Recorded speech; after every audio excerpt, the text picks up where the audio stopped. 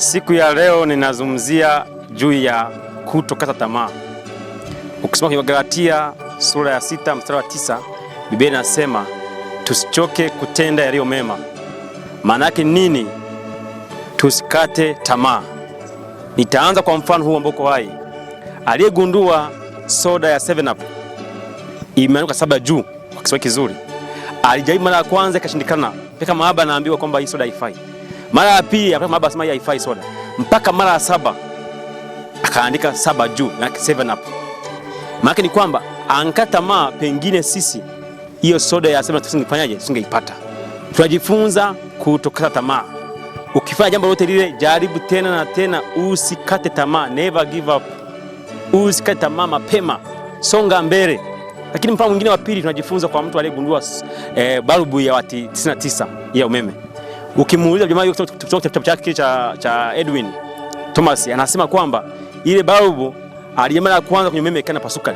Akijaribu test ili kama iwake na kataa na unaungua mpaka mara 99 ikakubali kuwaka vizuri kwenye umeme. Ndio tunajipata wati nini wa 99 balbu ile. Maana ni kwamba yule mtu alijaribu mara ngapi? 99.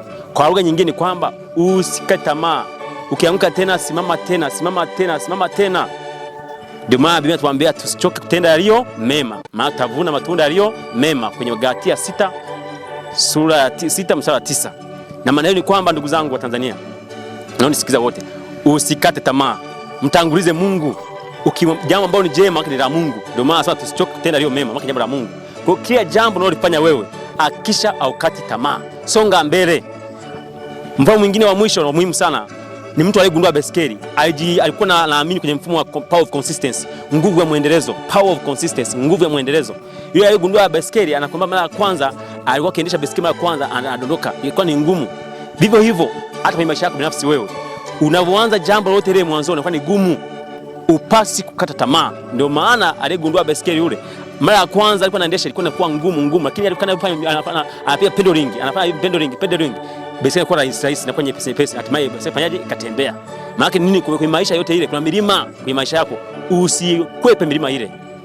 Na kwa kuchukua kabisa niseme hivi, kwenye maisha haya ukiona una adui huna thamani. Ukiona huna adui hauna thamani. Wazungu wanasema a man without enemy is noneless. Ukiona huna adui huna thamani. Kwa hiyo watu wengi wamekata tamaa kwa sababu ya maneno ya maadui kuambiwa kwamba huyu atafika wapi, anakata tamaa. Nikutie nguvu, nikutie moyo kupitia jina la Yesu Kristo mwenye mamlaka na nguvu, kwamba tunayaweza mambo yote katika yeye nguvu.